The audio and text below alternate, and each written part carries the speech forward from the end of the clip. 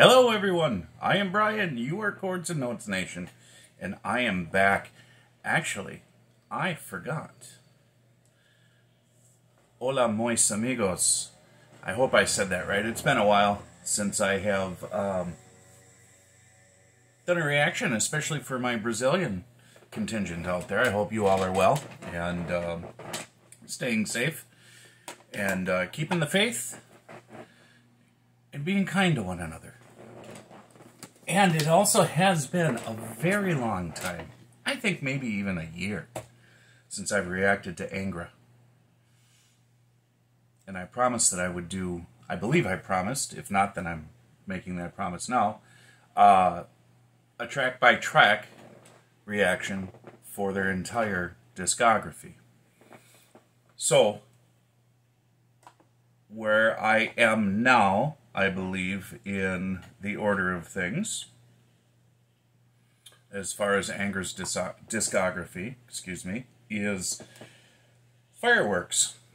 So let's do this. I'm actually looking forward to it. It's been a while, like I said, and I really have enjoyed my experience with Angra, and of course your comments and participation in this listening experience. So what I looked up a little bit of research. I used Wikipedia. I know. But it is the quickest access to information. If there is any information that is incorrect, I expect you to correct me in the comments below. Please be kind. But it looks like, it says here, Fireworks is the third studio album by the heavy metal band Angra. It was released in 1998 on Lucretia Records. And this is their last album to feature Andre Matos on vocals and Luis Mariucci on bass. And the last to feature drummer Ricardo Confessori until Aqua in 2010. So, very interesting. A little bit of background according to guitarist Kiko Loureiro, if I said that right. Vocalist Andre Matos had decided to leave Angra right after the Holy Land tour to work on his solo project Virgo. And the band had started to rehearse with Edu Falaschi as his probable replacement. However, a French executive from the record company talked to them over dinner to help patch their differences. Even so, Kiko recalls feeling that Andre was distant, mostly working on his own compositions alone, instead of collaborating with other members. That's whatever, hearsay. I'm not worried about the internal dynamics of the band unless it pertains to the actual compositions and recordings. So, Wings of Reality is the first track listed on this album, and the lyrics are credited to Andre Matos, and the length is about 5 minutes and 54 seconds long. Let's go.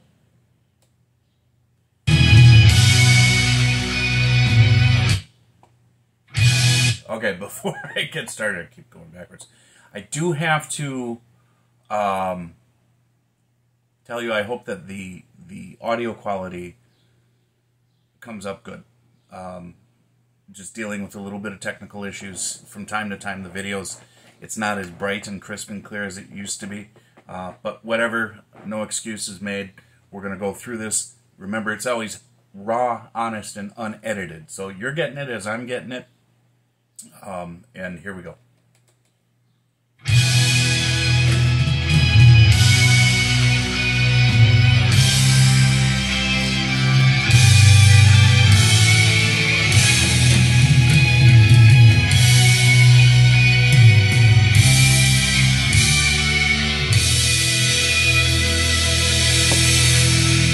First of all, I really liked that intro, and I'm going to try not to pause too much here. But it had a very anthemic, uplifting, theatrical type introduction that says, here we are, and now, here we go. Day by day.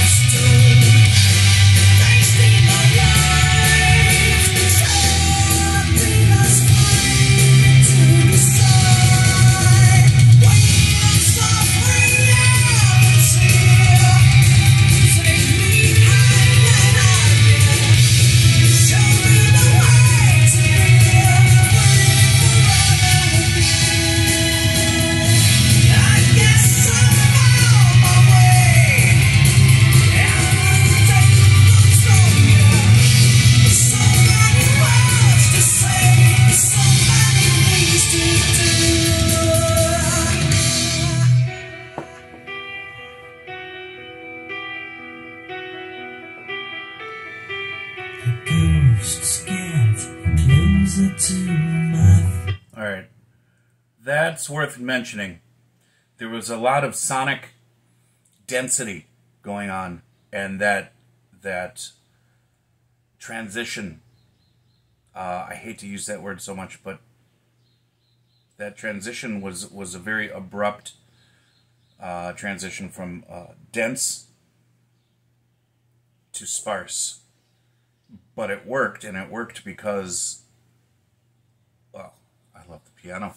When he's singing, and I believe he's playing the piano too. If he's not, forgive me. His voice is very, very well paired with piano. And I really liked it. Let's go.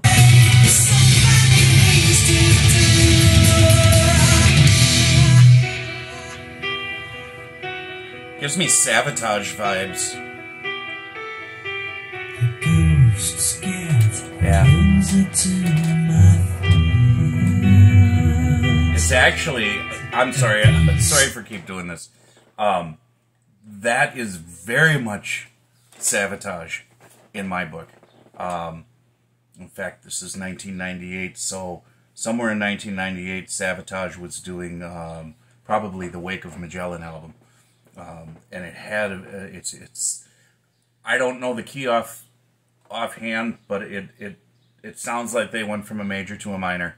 And of course, the minor bringing it down to a more, we'll liken happy to sad. Major is happy, sad is minor. It conveys those emotions. But the tonal quality and the way that he's singing right now reminds me very much of Sabotage, especially John Oliva, but also Zach Stevens in the way that they handle that that major to minor shift. Anyways, let's go. I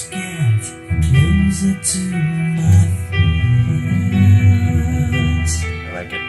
A beast has waiting and hearing inside. Oh, we don't nobody knows.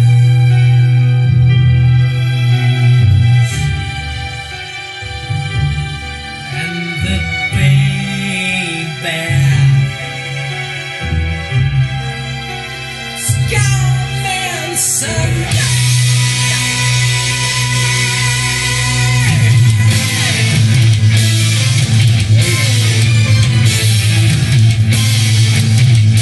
With the symphony, now it's becoming powerful.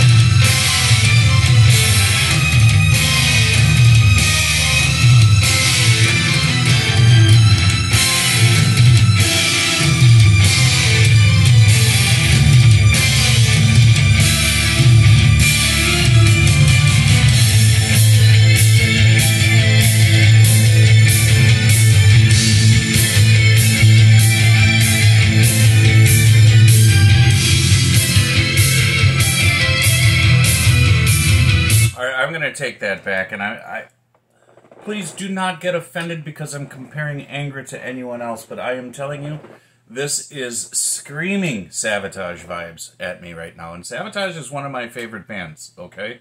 So it is quite the compliment. But remember, this is the time in the mid to late 90s when this theatrical metal was really being pushed to the forefront. And not everybody can do it. And those that can do it, not everybody can do it well. They're doing it really well. And it really is making that connection in my mind. I'm really appreciating this, and this, of course, with the symphony behind it. Now, whether it's recorded as a symphony and performed with keys or whatever the case may be, doesn't matter. It's that symphonic presence. It always underscores metal music in such a tremendous way. The right metal music, okay? Anyways, that's a discussion for another day. I'm going to rewind it just a little bit. Let's go.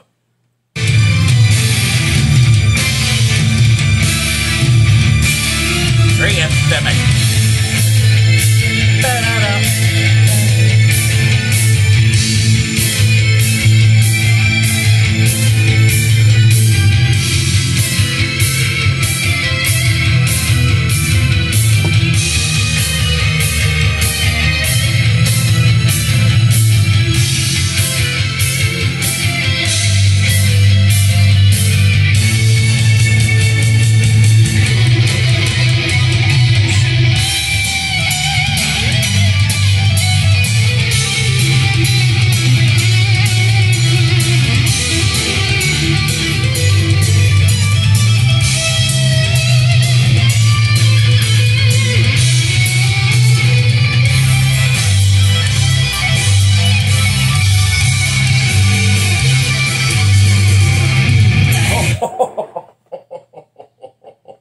Oh my God, it was in there. That chord progression. Dun, dun, dun, dun, dun, dun, dun, dun. That was right out of...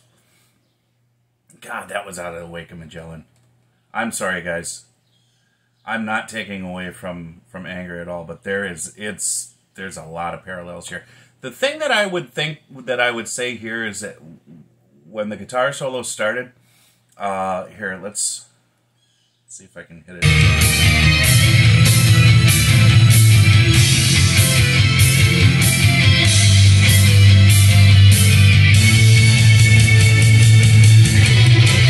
Okay, right there. So the tempo changes, and I'm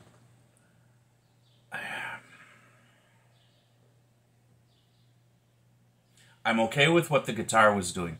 I think the other instruments should have held that tempo at a slower pace for just another measure, maybe two, to kind of give that contrast as the guitar is starting to increase its speed, okay, with the shorter notes.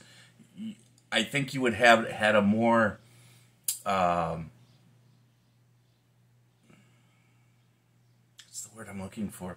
A more effective feel to the transition as it's kind of rising to a climax, because everything did it at the same time, almost instantaneously.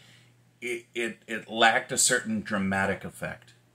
So that's the one thing I would say in that part is just slow the rhythm, the harmonic structure, keep it at a slower tempo for about a measure or two, as the guitar is building to a crescendo, and then take off. Anyways, here we go.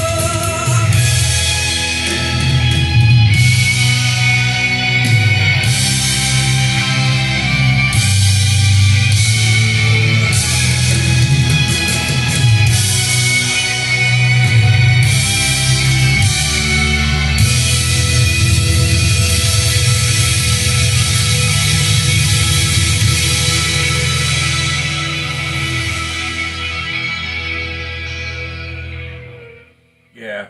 You know, with Angra, you're always going to get such a dramatic performance, and there's no doubting their talent and their skill. And I've noticed, I can't really make a comparison now to the previous two albums because it's been so long since I've listened to them. Forgive me.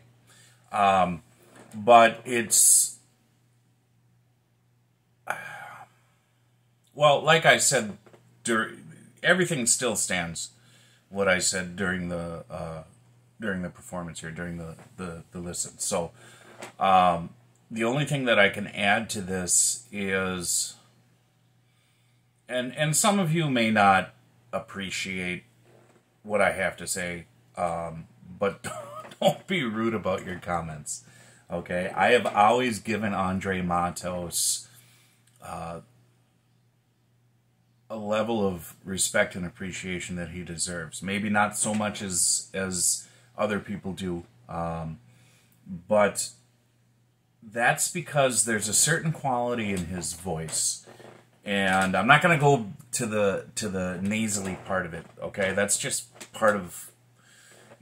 I've learned to get over that. It's just part of the way he sings. But in the songs, when sometimes it just sounds too happy, in a corny way. Don't hate me for that.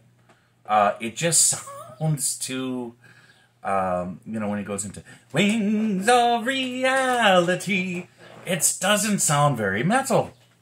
Okay, it just doesn't sound very metal, even though there's metal music being played in the background.